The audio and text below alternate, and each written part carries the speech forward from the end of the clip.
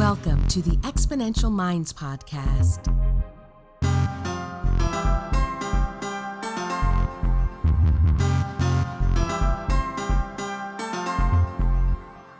The research, development, launch, and growth of new technologies is creating incredible momentum in the modern world. Join futurist Nikolas Badminton as he talks with the innovators and the exponential minds that are tackling some of the biggest problems and creating solutions that are propelling humanity to the next level.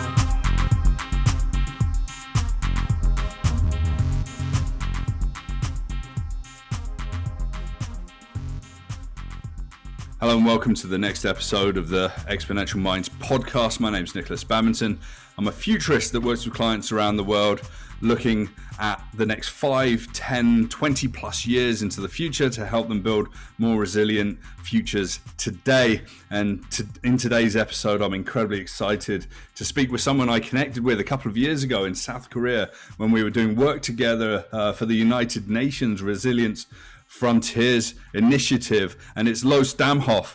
And Loes Damhof is a futures literacy expert. She designs, develops, and facilitates so-called futures literacy labs, collective intelligence knowledge creation processes across the globe that challenge and raise fundamental questions on leadership, migration, climate change, and technology. In 2018, Loes and her team at Hanze in the Netherlands got rewarded with a UNESCO Chair on Futures Literacy for their work on researching the impact on futures literacy and the design principles of futures literacy interventions. And Loes, it's been a while since we've spoken. I'm incredibly excited to have this chat today.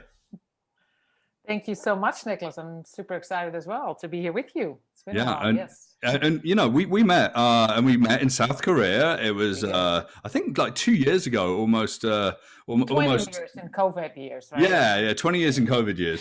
But we were down there and we were working with Yusuf Nassif and his team, and it was really cool. And it was like, you know, this exciting week-long process with 100 designers getting together. But what I really like to do on this podcast is sort of get an idea about your journey of how you became sort of this futures literacy expert. And I mean, you're quite prominent in the academic community there in the Netherlands and obviously the world. So tell us how you got there.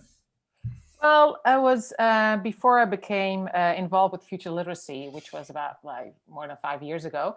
I was a senior lecturer on 21st century skills. So I was already really thinking about what kind of skills the students need in today's and tomorrow's world in order to deal with uncertainty and to prepare them for a future that didn't exist. That was always my tagline. But then I always thought to myself, for the future that doesn't exist, I mean, no future exists. So what am I talking about? So I was thinking about how can I help students to deal, cope, or maybe even appreciate uncertainty. And I never quite knew how to do that because it seemed like a tagline. And then I encountered future literacy through a talk by Riel Miller, head of Future Literacy UNESCO, at a symposium, and I thought immediately, I think this is it. There's something there that there's this capability that I think students need to learn. So luckily enough, when I heard him, I didn't have as a lecturer at the university, I didn't have a lot of time or extra money. But I won an award a few weeks after that, a national award with some funding attached to it. And I knew immediately this is what I'm going to do. Cool. So I contacted Riel Miller, UNESCO, saying, I won this award and I want to work with you and I want to apply this to higher education, this future literacy. So I flew to Paris, met with him for 5 hours in his office. And I remember it was one of those transformative experience, you know, that you will always remember for the rest of your life. It's like you're stepping over a threshold into a new unknown territory of so much knowledge and exciting adventures ahead. I didn't understand the word. I mean, it was very hard for me to grasp what it was, future literacy, but I knew intuitively this is something really, really exciting. So I went back and I thought, how can I need to learn everything about this. And I have to find a way to make it applicable for students in their internships and projects and work.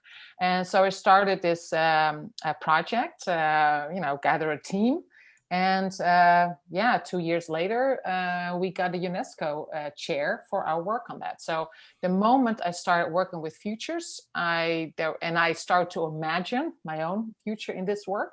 Yeah. There was no way back. I just had to pursue this, and I devoted since then all my time to training students and move beyond. So beyond the university on a global platform, consulting, global organizations, companies, etc. It's interesting, isn't it, how futures and foresight work feels like a calling. Like you get to a certain point in your career, and you might have been doing strategy or creative work. You might have been a researcher. You might have been working in machine learning. I've chatted to tons of people in all these areas, and you wake up and you realize that everyone thinks about the future. Some people might only consider that planning their vacation for later in the year is the extent of their futures, but some people are wondering, what's going to happen to my children, what's going to happen when I get older, right? So it's this awakening, right? And I completely, I think it is this awakening, and I think it has something to do with this excitement if you're an explorer by heart. So I think there's a distinction between the fact that everybody uses the future. We call the phrase using the future because the future does not exist. So they only exist in our imagination and when we anticipate. So when we're using her, what we're actually doing by anticipating and imagining futures, we can use those images to rethink the present. And you're saying you're saying that as well in your intro, is that when we anticipate, that has we use our imagination, but it has a profound impact on how we behave and think and act in the present. Right. So how can we get a better look, a better understanding of how anticipation works and how we can use futures. So since everybody's doing that,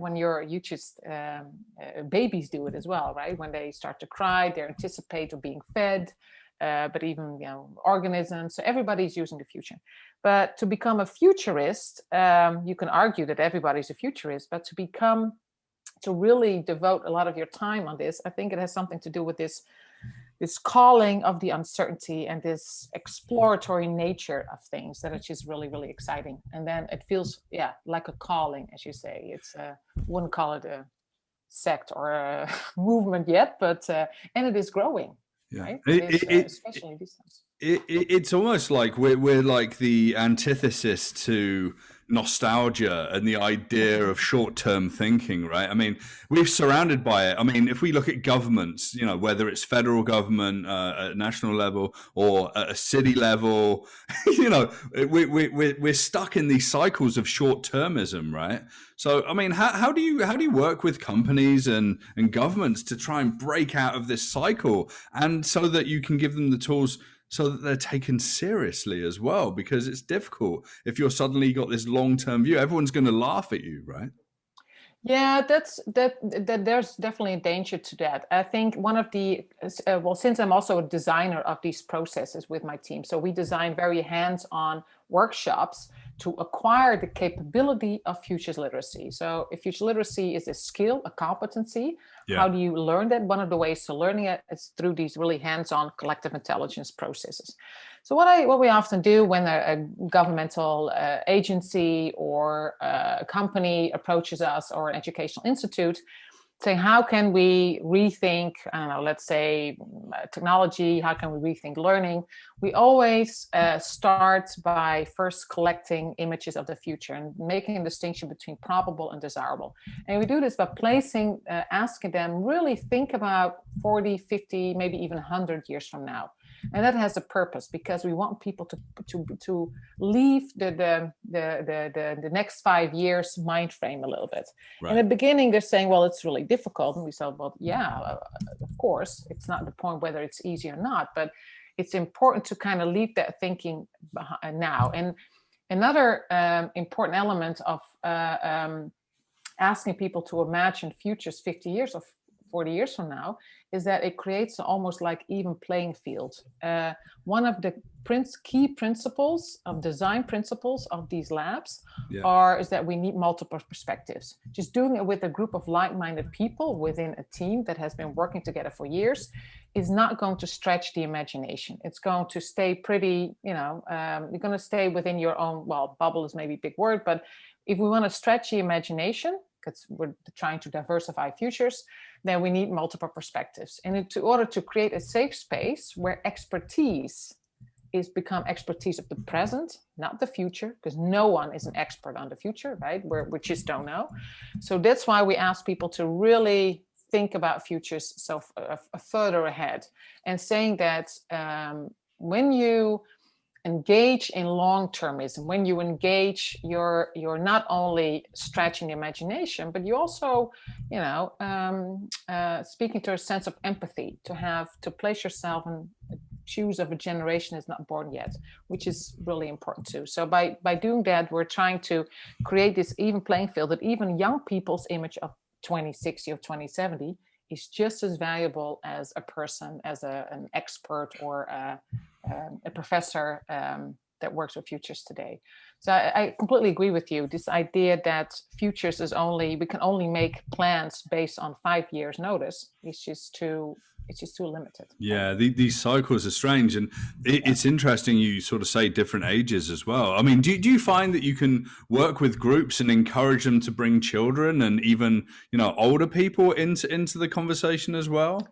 I think it's necessary. I think it's if we let go of the notion that there's only one future, if we really want to make use of the full complexity of the universe and really want to embrace uncertainty, I think it's important that we diversify futures. And in order to do that, we need to stretch our cognitive flexibility to imagine both. And if you need different perspectives, and just to understand that there's not just one future, in order to overcome what we call the poverty of imagination. If we're just letting one perspective put one dot on the horizon as that's the future, then we're going to end up making the same mistakes in the past. So we need to put different dots on the horizon. We need to open up that horizon. In order to do that, to really rethink decision making in the present, you need multiple perspectives. So an older people has a very different relationship to the future than a younger person. Right. And because if you take it into long-termism, like 40, 50 years from now, it's all equally valid, right? Because they have different stakes at it. You have a different stake at that with that future. You have a different relationship with it. So yeah, I mean, obviously it depends on the context in which you have these workshops, but the more diverse it is, the better, because that really forces us to really rethink and look at this from a different angle. So yeah. Do you see a certain amount of clients coming from a particular industrial sector or a part of government? Are there some sort of leaders in this space, and it's like, okay, we work in X industry and therefore we're more likely to get on board? I mean, we know the Rand Corporation in the US did a lot of nuclear war scenarios planning, and a lot of that, and the Institute from the Future in the early 70s, and that sort of ignited the whole foresight community, as it were, into a strategic discipline. But yeah, I mean, are there some people out there? It's like, oh, you know what, 8 out of 10 calls are from these people or whatever. Well, maybe if I just explain a little bit more about what future literacy is as a capability. It's a capability that helps you use futures, imagine multiple futures, to identify the assumptions that we make about futures. So every time we think about it, and you pointed out, everybody thinks about the future, everybody uses it. We always do that based on assumptions, right? So we can say, yeah, it's a fact that the sun comes up every morning, or that, we roll around the sun, but it's still an assumption that tomorrow morning it comes up again. So even if it's almost a certainty, then still I'm making an assumption based on certain facts. So if I look at my weather app and look at data, it's going to rain, it's going to freeze, and I'm taking an umbrella, put on a hat, that's a pretty safe, innocent bet to make based on an assumption. But if you're making long-term decisions, and if you make policy, and if you're setting out a long-term goal based on certain assumptions, and you are not aware of it, it actually becomes a lot more risky. And that's why It's not about saying assumptions are wrong. It's important to be aware of it. And that's why imagining even absurd futures, a weird or even a dystopian future that you're writing about, feels to people a little bit of a gimmick. Like why would I imagine all these multiple futures? It feels unrealistic. I would say it's unrealistic to imagine that there's only one, or become attached to only one. So in certain industries, then that part, becoming aware of the assumptions that you make, can sometimes be confrontational and even a little bit uncomfortable.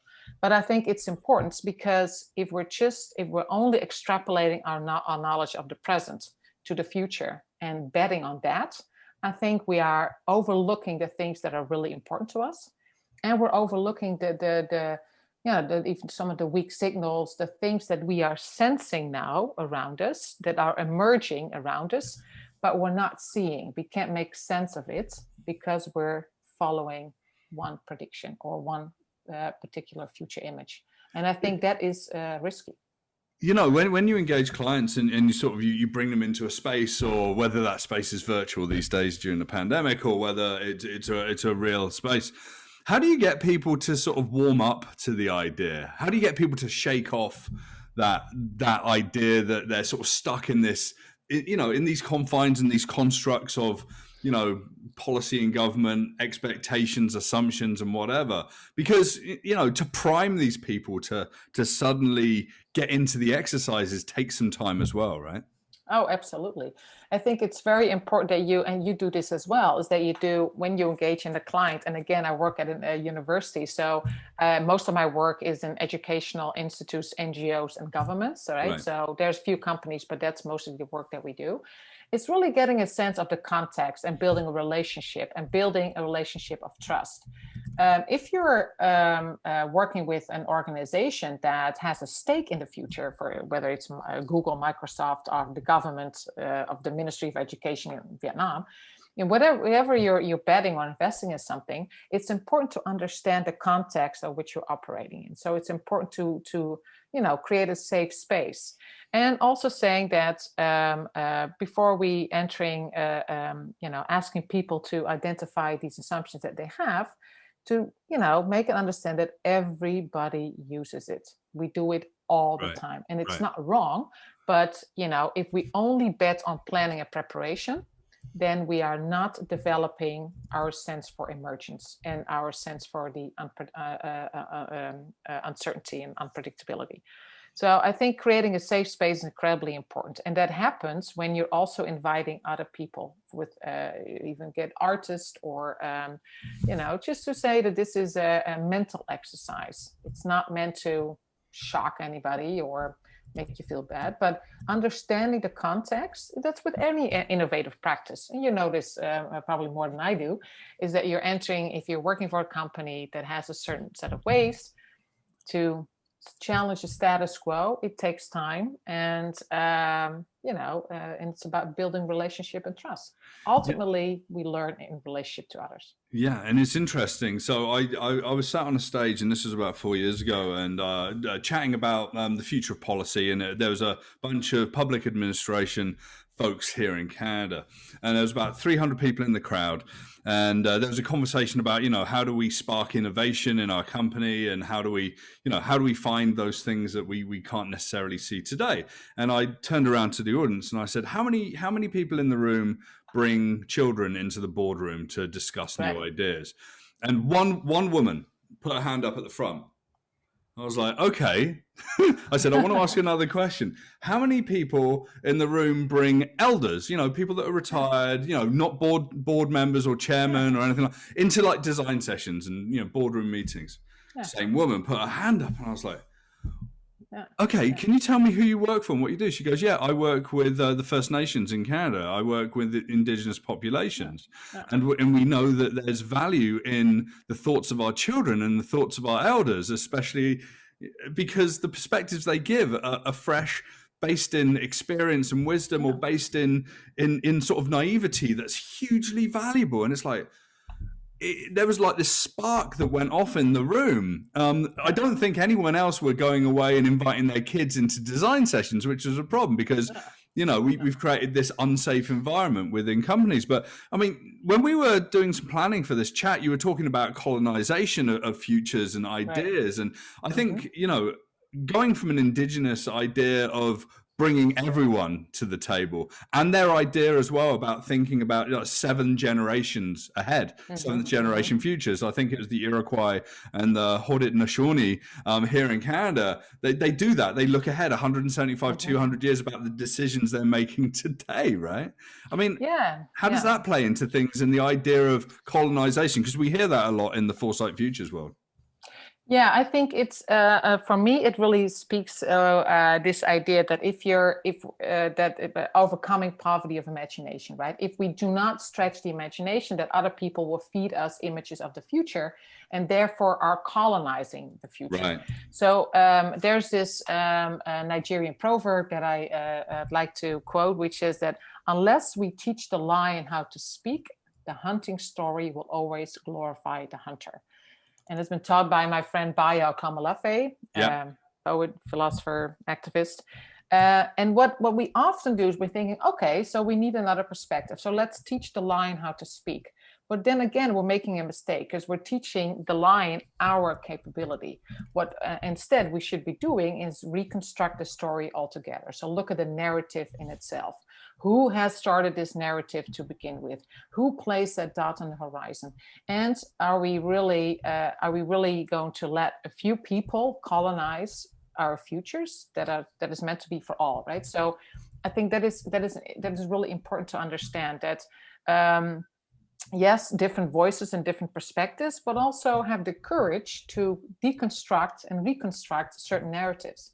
And sometimes these narratives, Nikolas, they're so embodied in how we were brought up, in our culture, in our land, and how we approach things, that sometimes talking about it, like in a cognitive or verbal way, is not enough. You need body work or arts or even music to kind of let go of these strongly held narratives. And so, and even children's, their creativity, their playfulness, to really challenge that, because sometimes it's so ingrained in us that it's hard to let go of. So I think it's decolonizing futures are extremely important from a diversity perspective and a belonging perspective. But it's also really important to really come up with different ideas on how to deal with these times that we're in. Because as COVID has taught us anything, is that we cannot rely on the assumptions about continuity that we used to, right? And I see that people feel more uncertain now. Times have always been uncertain. It's not more uncertain than it was before COVID. It just feels more uncertain because our assumptions about continuity are challenged. And I think, I think that kids, elderly people, all have a very fresh approach. I completely agree with that, and that we should continue to, question the status quo and question existing narratives. It's really interesting as well. If we think about the decolonization of the futures, we're almost saying, like, here's a room of 400 people. That means that there's 400 futures, right? But very much, if they don't organize into a way where there's ultimately fewer futures because of the way that the community operates and safety and equity even, there's going to be absolute mayhem and chaos. So I kind of wonder, how far do you go with this, the word futures, like plural, and how far do you bring it back into something that's practical and applicable?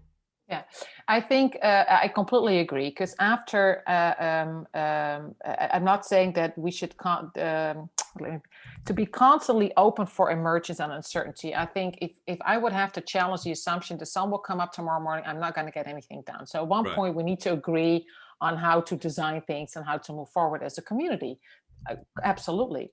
But right now, what we're doing right now is that we're often making decisions out of fear, and we do not understand where the source of our fear comes from. Right. I work at a university. The moment COVID happened, what did we do? We moved all education online. Just continue not looking at the system, not looking how can we make use of this. Let's just move everything online and hope that nobody gets behind. Okay, so what we're not doing is really looking at the situation that we're in and viewing this as a learning opportunity in itself.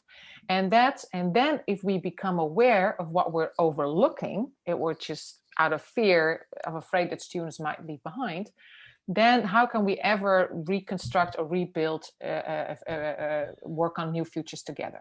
So we absolutely need planning and preparation and designing and rethinking these things and coming to a consensus to move forward in decision-making process. Future literacy is not about everybody makes their own decisions and do whatever you want. And it's also not about making better decisions, but it's definitely about making better informed decisions. And that is, you need both. You need to plan and prepare for the future, and you need to be open for that emerging part. So, and then come together and see and negotiate, constantly negotiating in relationship to others. I think that's very important. Yeah.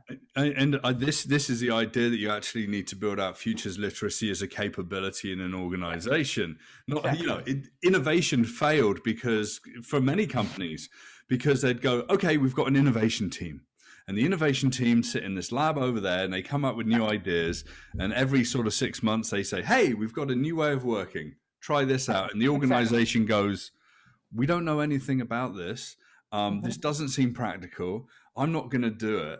And it's a failed capability. Yeah. True innovation is embedded in the organization. I'm working with clients and saying that foresight needs to be embedded, even simple foresight techniques of, I talk about from what is to what if, just even asking yourself a question about what if the future is different in a certain time horizon. Yeah. Very simplistically, can completely change how you do like project planning or product development, service development, and whatever, right? Absolutely. And you're absolutely right. Innovation starts within, and innovation starts with asking certain questions, open questions. And I think, future literacy is a capability, which means that it takes time to practice. It's like learning how to read and write, right? So it for one person becomes incredibly empowering. The other person becomes really good at it. The other person's just happy to construct new words, or it is. But every capability requires practice and a different mindset and a different way of thinking. You don't. It's not a quick fix. It's not something you can just put in a Post-it and organize a workshop and that's it. It requires, courage and stretch your imagination, but it can be done, because once you step over that threshold, you see, wow, there's this new way of thinking. And then that's when the journey starts. I mean, and we see this more and more. That I just finished this project with Climate Kick. It's from the European Union, with a consortium of 6 partners that we help the organization use future literacy in their deep demonstrations, conversations with their stakeholders around climate adaptation. And so they wanted to use it for their clients, but they also wanted to change within the organization itself. And I think that goes hand in hand. I think that we need to practice what we preach. That if we want to, it's the same for us, Nikolas, right? I mean, we're constantly learning and developing ourselves as well. And that learning approach helps us to stay open for whatever emerges. I think that is crucial. The moment we know what we think is going on, we study this and we work with this, and we're expert in this, I suppose. And at the same time, we're constantly evolving and learning as well.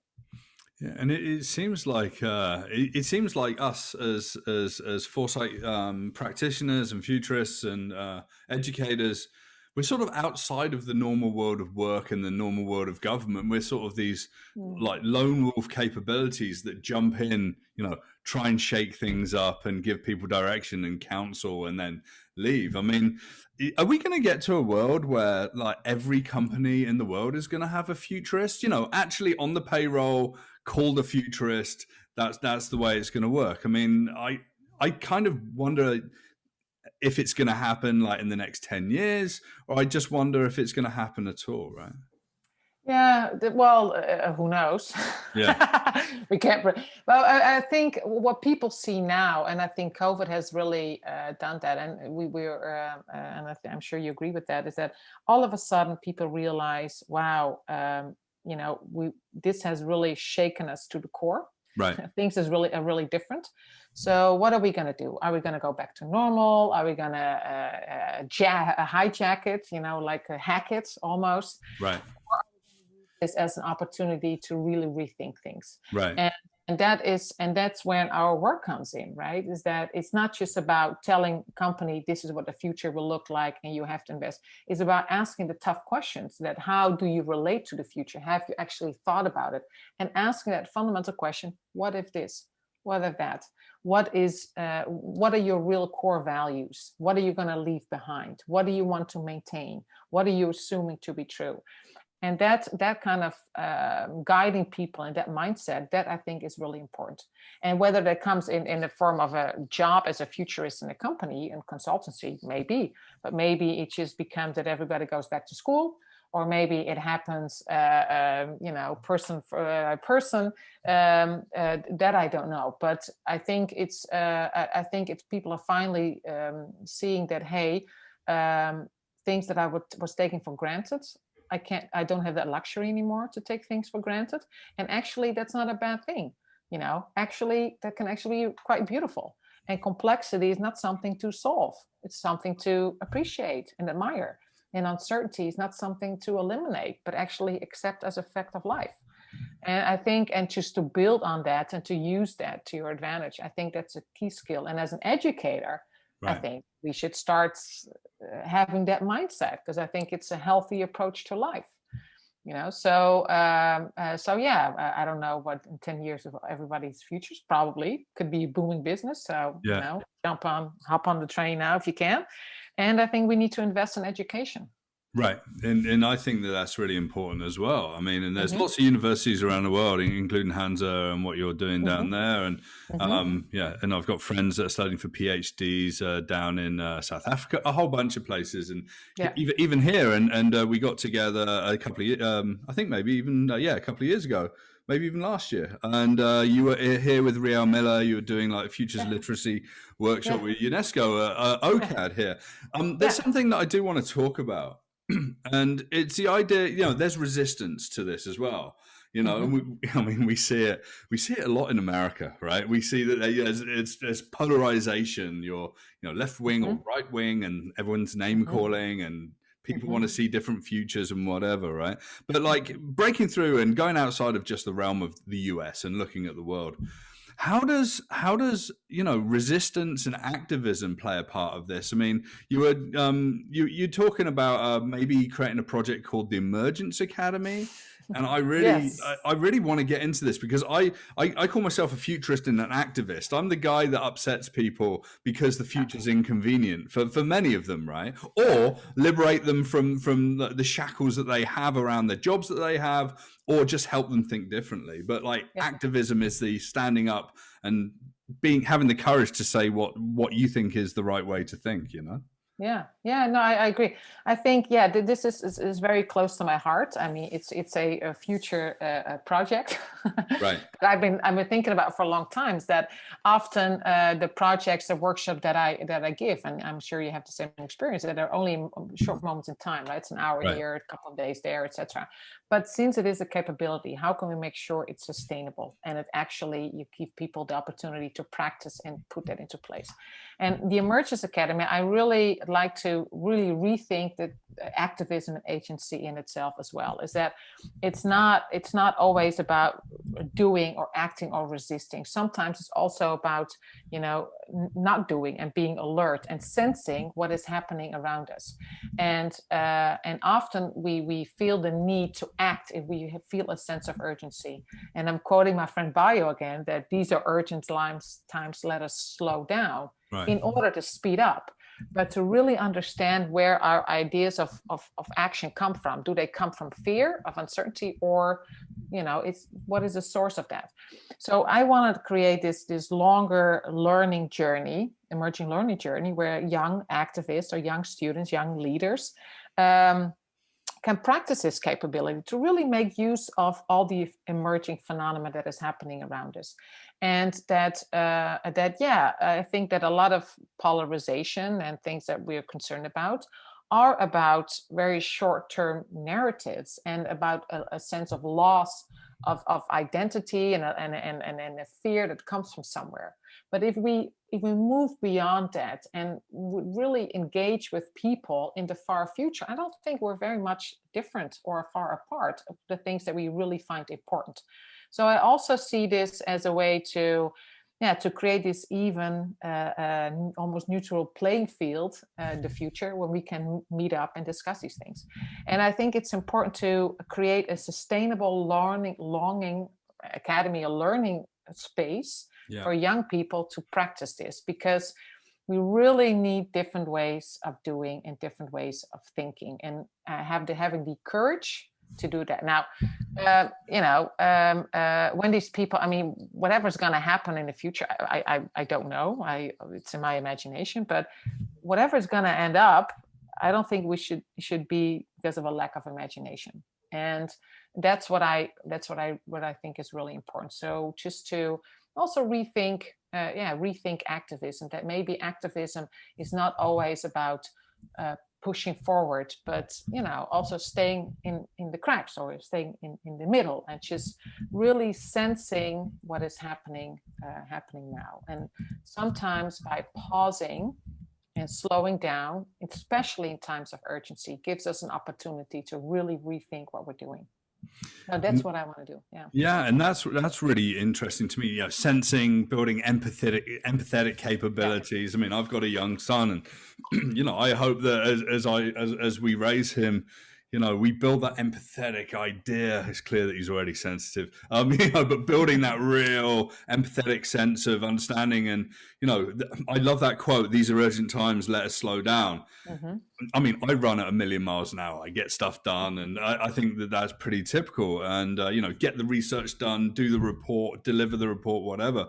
I think that that's a really important message. And I think that the whole discipline of futures literacy, foresight, futurism is around some slow thinking in fast times in a way, right? Yeah, exactly. Well, think about you had to rethink your own job, right, in the midst of COVID, and you took it as an opportunity to rethink your work and how you would do things and catch up, and just in a way, this situation has forced us to slow down and just to besides thinking beyond COVID is extremely important, but it's important because it gives us a sense of what we find very important. And if you look around and you think that, hey, what was I assuming to be true? In my case, I was assuming that traveling always involved physical mobility. Right. Now I can't travel anymore, but it's been an incredibly adventurous year. It has been incredibly exploratory. And the biggest journey that I took was sitting in UNESCO's head office with Riel Miller, stepping over the threshold and exploring this incredible, this wild garden or guard jungle that I couldn't make sense out of. That was an incredible trip. And it would just happen in my imagination. So, and that, I think that is, I would say that those are the skills that are just very important. They're not, I think it's instead of really becoming too attached to certain futures, I think it's important that we let go of that and embrace the unknown instead. I think it will mean that will be very exciting times ahead. Well, exciting times ahead, Loes Damhof. It's been fantastic catching up and to capture this conversation for the podcast as well. I mean, I really loved working with you, part of United Nations, and I saw you with the UNESCO work at OCAD. And hey, this isn't easy work, but at the same time, it's interesting and vibrant and empathetic in its design and its redefinition of what could be. And we're just small specks in the fabric of time of the universe. But you know what? Like, it feels raw, visceral, and time kind of slows down when you're in a pandemic in a way. But you know what? Soon it will be 2023 and everything will seem very, very different. And we'll be having a beer somewhere in Holland and it is going to be a good time. So Loes, I'd like to say thank you so much for your time today and for joining us on the Exponential Minds podcast. Can you let us know what's next for you? What's happening? Well, what's happening is in a couple of weeks I'll be doing a future literacy lab for the government of the United Arab Emirates on Wow. a very high-end global government leadership course. So that's really short term. But what's next? I'm really excited about designing longer-term learning spaces for students to require future literacy, and I'm slowly building that capability, and one by one, building the capacity by building the capability. So. Yeah, and we'll put links in the description to where you can get contact Loes, find out a little bit more of her work at Hanze, and if you want to go to training, we train professionals, teachers in-house and just online. So please, we'll link to that. Loes, thank you so much. I'm going to chat to you way more often than we have been, but thanks very much. Thank you, Nikolas. It was a pleasure.